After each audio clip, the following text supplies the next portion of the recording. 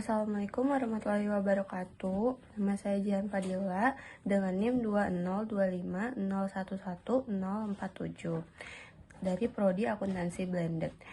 Tujuan saya membuat video ini adalah untuk menuntaskan tugas UAS mata kuliah Statistika Bisnis yang diampu oleh Bapak dosen Dr. Ari Eksandi, SEM AKT. Untuk di sini saya akan melakukan proses pengolahan data primer menggunakan analisis regresi linear berganda dan menginterpretasikan hasil output dari beberapa tahapan, yaitu uji instrumen, analisis statistik deskriptif, uji asumsi klasik, uji hipotesis, dan analisis koefisien determinasi. Yang kedua, saya akan melakukan proses pengolahan data sekunder menggunakan analisis regresi data panel dan menginterpretasikan output yang dihasilkan dari beberapa tahapan yang meliputi analisis statistik deskriptif, pemilihan regresi data panel, uji asumsi klasik, uji hipotesis, dan analisis koefisien determinasi. Baik, di sini sudah tersedia untuk data primernya, dan pertama-tama saya akan rapikan dulu datanya supaya mudah untuk di-copy ke SPSS-nya. Yang pertama dilakukan adalah uji instrumen terlebih dahulu. Uji instrumen ini terdiri dari uji validitas dan uji reliabilitas. Uji validitas digunakan untuk memastikan apakah butir pertanyaan sudah tepat untuk mengukur apa yang ingin diteliti, dan uji reliabilitas untuk memastikan kuesioner tersebut konsisten. Langkah pertama yang kita lakukan adalah dengan memasukkan seluruh variabel yang ada dari LA1 sampai LA8, CI1 sampai CI8, dan seterusnya ke sheet variable view yang ada di SPSS. Kemudian pada bagian desimal di sini kita ubah menjadi 0 semua. Lalu pada bagian measures ini kita ubah menjadi scale semua. Setelah itu jika kita buka pada bagian data view, maka tampilannya akan seperti ini. Kemudian kita copy semua butir pernyataan yang ada pada data primer ke bagian data view ini. Kalau sudah, langsung diklik Analyze, Scale, dan Reliability Analysis. Lalu di sini kita blok semua variabel yang LA1 sampai LA8.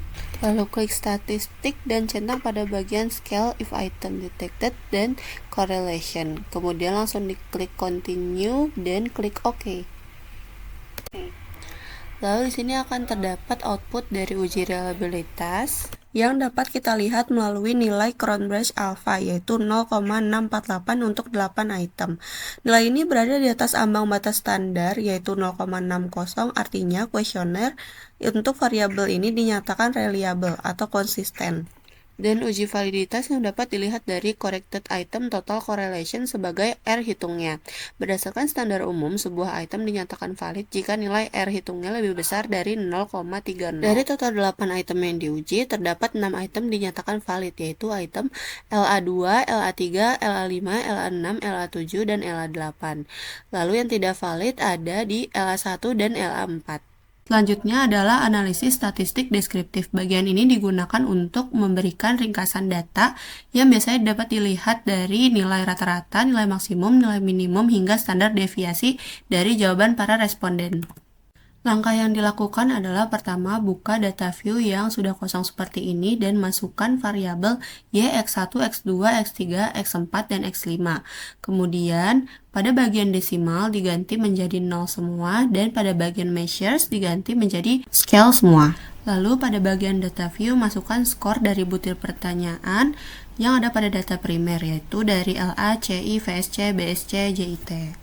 Kemudian langsung diklik Analyze, Descriptive Statistik, dan klik Descriptive. Kemudian masukkan seluruh variabel dari Y sampai X4 dan klik Option. Pada bagian ini, centang, mean, standard deviation, maksimum, minimum, kurtosis, skewness, dan variabel list. Kemudian klik Continue dan klik OK.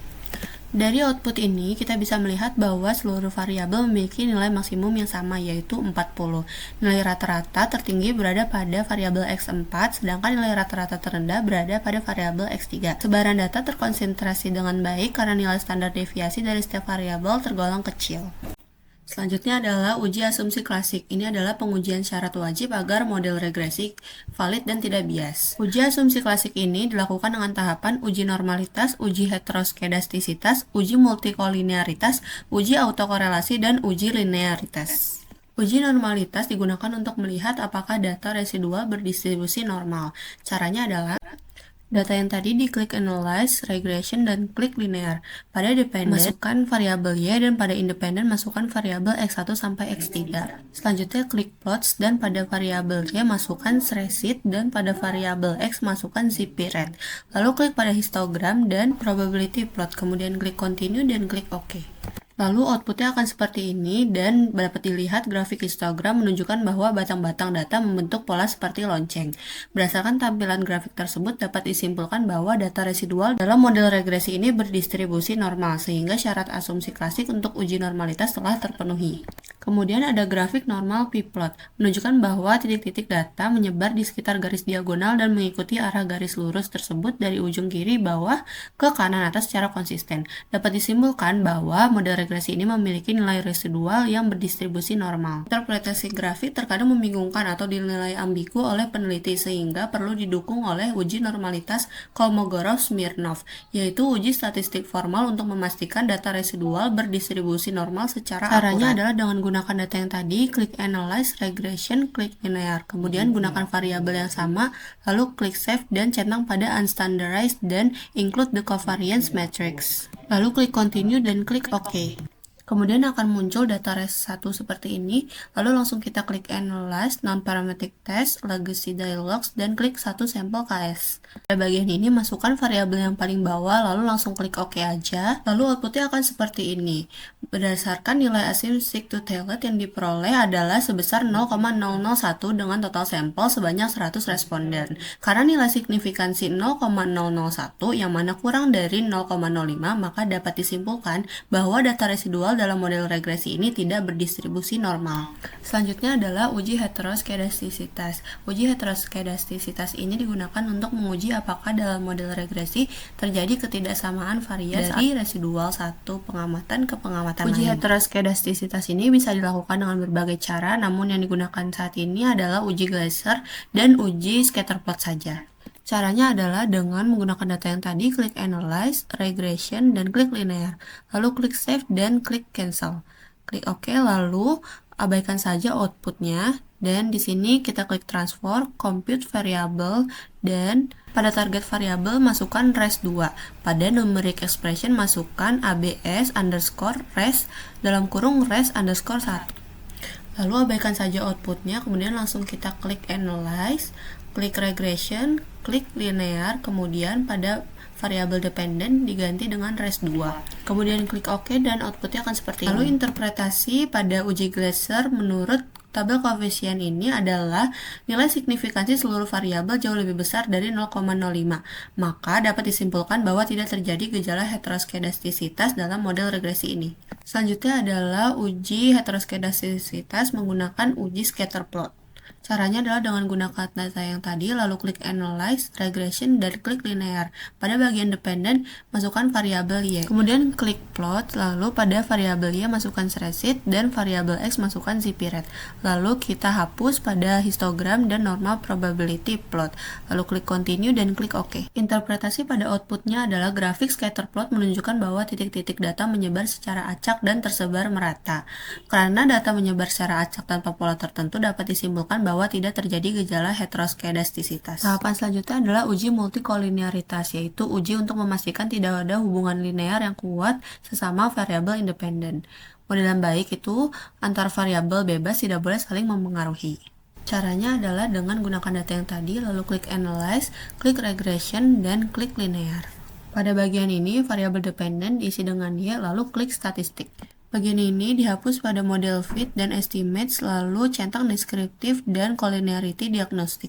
Kemudian klik Continue dan klik OK, lalu outputnya akan seperti ini. Interpretasinya adalah dapat dilihat bahwa nilai korelasi antar variabel bebas melebihi 0,80. Maka model regresi ini terindikasi kuat mengalami gejala multikolinearitas. Pada matriks kolerasi antar variabel memang terdapat hubungan yang cukup kuat. Namun setelah diuji menggunakan indikator VIF dan tolerance, hasilnya menunjukkan nilai VIF semua variabel masih jauh di bawah batas maksimal 10. Oleh karena itu, model regresi ini dinyatakan tetap aman dan terbebas dari masalah multikolinearitas. Selanjutnya adalah uji hipotesis, yaitu metode statistik yang digunakan untuk menguji dan membuktikan secara empiris apakah dugaan sementara dalam penelitian terbukti benar atau tidak berdasarkan data sampel yang ada. Komponen utama uji hipotesis itu ada 3, yaitu uji T, uji F, dan koefisien determinasi. Caranya adalah dengan menggunakan data yang tadi, lalu klik Analyze, Regression, dan klik Linear. Lalu langsung diklik OK saja. Setelah itu, output dari uji T ini dapat dilihat melalui tabel koefisien A. Uji T ini berfungsi untuk menguji pengaruh masing-masing variabel independen secara individu terhadap variabel dependen.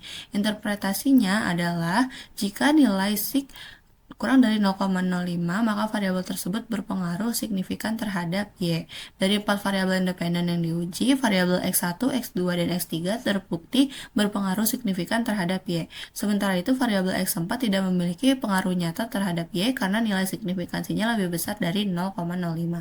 Selanjutnya, output dari uji F ini dapat dilihat melalui tabel ANOVA. Uji F itu berfungsi menguji pengaruh seluruh variabel independen secara bersama-sama terhadap variabel dependen. Interpretasinya adalah berdasarkan tabel ANOVA ini, nilai sig yang diperoleh adalah sebesar 0,651 dengan nilai F hitung sebesar 0,547. Kesimpulannya, karena nilai signifikansi jauh lebih besar dari 0,05, hal ini menunjukkan bahwa secara bersama-sama variabel independen tidak memiliki pengaruh yang signifikan terhadap varians residual. Dan output pada koefisien determinasi ini dapat dilihat melalui tabel model summary ini. Koefisien determinasi berfungsi untuk mengukur seberapa besar persentase variasi variabel dependen yang mampu dijelaskan oleh variabel independen. Berdasarkan tabel model summary ini diperoleh R² sebesar 0,332. Hal ini menunjukkan bahwa variabel independen secara bersama-sama memiliki kemampuan sebesar 33,2% dalam menjelaskan atau memengaruhi variasi variabel dependen. Sementara itu, sisanya 66,8% dijelaskan oleh variabel atau faktor-faktor lain di luar model penelitian ini. Selanjutnya, saya akan beralih ke proses pengolahan data sekunder menggunakan analisis regresi data panel. Baik, di sini saya sudah memiliki data mentahnya yang di Excel sebelah kiri. Dia terbagi menjadi beberapa sheet. Lalu dari data-data tersebut saya satukan dan saya rapikan dalam satu sheet agar nantinya bisa diimpor ke eViews. Lalu sebagai variabel Y-nya saya menggunakan data ISR. Lalu X1-nya saya menggunakan size, X2-nya ROA, X3-nya DAR, X4 NPF, dan X5 SKUK. Setelah dirapikan dan dijadikan satu, kemudian filenya langsung disimpan saja. Di sini saya menggunakan software eViews 12. Setelah membuka eViews, kemudian kita klik File, Open, lalu Foreign Data as Work File. Lalu langsung saja kita pilih data yang tadi sudah dirapikan. Setelah itu akan muncul tampilan seperti ini, lalu kita langsung klik Next saja sampai step 4. Lalu ini adalah tampilan step 4-nya. Di basic structure-nya kita ganti ke dated panel. Lalu cross section-nya itu kita ketik nama bank, lalu di date series-nya itu kita ketik tahun. Jika sudah, diklik finish, lalu yes, dan akan muncul tampilan seperti ini. Lalu untuk analisis statistik deskriptifnya itu kita klik quick, group statistik, deskriptif statistik, dan common sample.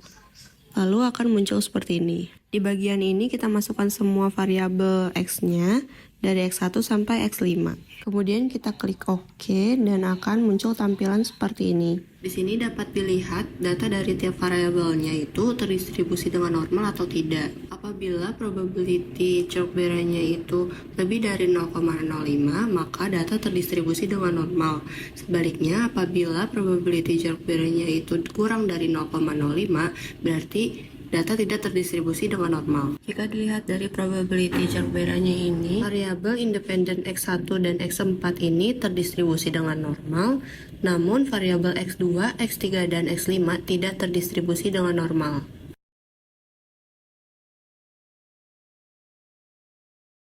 Namun kendala variabel independen yang tidak terdistribusi dengan normal ini bukan merupakan kendala besar, karena dalam regresi data panel, normalitas yang paling utama adalah pada residual atau errornya, bukan pada variabel independen atau masing-masing. Lalu analisis ini saya namai dulu sebagai deskriptif. Selanjutnya, saya akan mengestimasikan model yang akan dipakai, apakah common effect, random effect, atau fixed effect. Caranya, pertama-tama kita blok dulu variabel X1 sampai Y. Setelah itu diklik 2 kali dan klik equation estimation. Lalu akan muncul tampilan seperti ini. Setelah itu, variabel Y dan variabel C kita pindahkan ke depan, di sebelum X1. Lalu di bagian panel option ini cross section dan periode non semua, kita tidak perlu ubah apa-apa. Lalu diklik OK. Lalu akan muncul data seperti ini dan langsung kita simpan sebagai CEM atau Common Effect Model. Lalu kita ulangi step yang tadi. Namun pada bagian panel option ini di cross sectionnya kita ganti menjadi fix. Lalu akan muncul tampilan data seperti ini dan kita simpan dan namai sebagai FEM atau Fixed Effect Model. Selanjutnya kita ulangi lagi step yang tadi. Namun pada bagian panel option cross sectionnya kita ganti jadi random. Setelah itu kita simpan dan namai sebagai REM atau Random Effect Model. Lalu untuk memilih model regresi data panel itu, kita perlu melakukan teknik uji Chow, uji Hausman, atau uji Lagrange multiplier. Di sini saya akan melakukan uji Chow dengan membuka data FEM, lalu klik View, klik Fix atau Random Effect Testing, lalu klik Redundant Fixed Effect Likelihood Ratio. Uji Chow dilakukan untuk memilih model mana yang sebaiknya digunakan, apakah Common Effect Model atau Fixed Effect Model. Untuk pemilihan model dapat dilihat dari prop cross-section F dan cross-section chi-square-nya. Apabila prop cross-section F dan cross-section chi-square-nya lebih dari 0,05, maka akan mengikuti Common Effect Model atau CEM. Apabila prop cross-section F dan cross-section chi-square-nya kurang dari 0,05, maka model mengikuti FEM atau Fixed Effect Model. Di sini terlihat prop cross-section F dan cross-section chi-square-nya itu lebih dari 0,05, maka model yang digunakan adalah CEM atau Common Effect Model. Dari data ini dapat dilihat prop F statistiknya itu di bawah 0,05.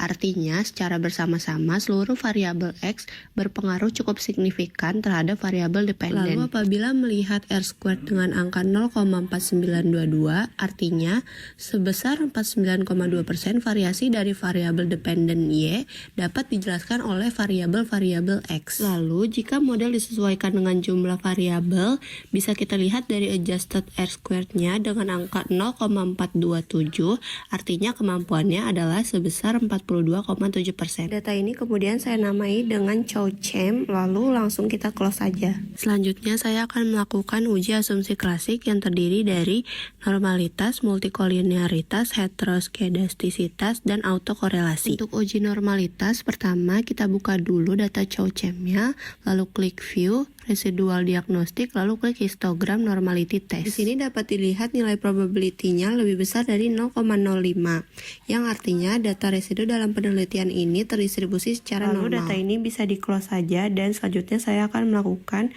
uji multikolinearitas. Caranya dengan klik Quick, grup statistik, dan correlation. Pada bagian ini kita masukkan semua variabel X-nya, klik OK dan akan muncul data seperti ini. Di sini ditemukan korelasi tertinggi ada pada variabel X1 dan NPF yaitu sebesar 0,66.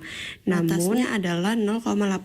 Jadi model regresi ini tidak ada gangguan multikolinearitas. Lalu kita bisa minimize dulu data yang ini dan kita buka data yang baru seperti step awal lagi. Step ini dilakukan untuk uji normalitas dan heteroskedastisitas. Lalu pada step 4 kita pilih unstructured atau undate. Kita klik finish lalu OK, dan seperti step awal kita blok variabel X sampai Y-nya, lalu klik open equation, lalu variabel Y dan koefisien C-nya juga dipindahkan ke depan dan kita namakan ini sebagai EST01. Untuk uji autokorelasi kita klik view, residual diagnostik, lalu klik serial correlation LM test. Di sini bisa dilihat nilai prop chi-square-nya adalah 0,2275 yang mana batasnya adalah 0,05. Artinya tidak terdapat masalah autokorelasi dalam model penelitian ini. Lalu kita close data ini dan untuk uji heteroskedastisitasnya kita buka EST01-nya, klik view, lalu klik residual diagnostic,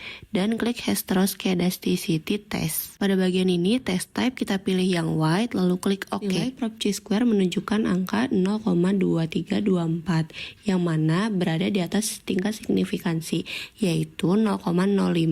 Maka dapat dinyatakan bahwa model ini memenuhi asumsi homoskedastisitas, atau tidak ditemukan gejala heteroskedastisitas. Sekian untuk proses pengolahan data primer menggunakan analisis regresi linear berganda pada software SPSS dan proses pengolahan data sekunder menggunakan analisis regresi data panel pada software eViews. Mohon maaf jika ada kesalahan kata, saya ucapkan terima kasih. Wassalamualaikum warahmatullahi wabarakatuh.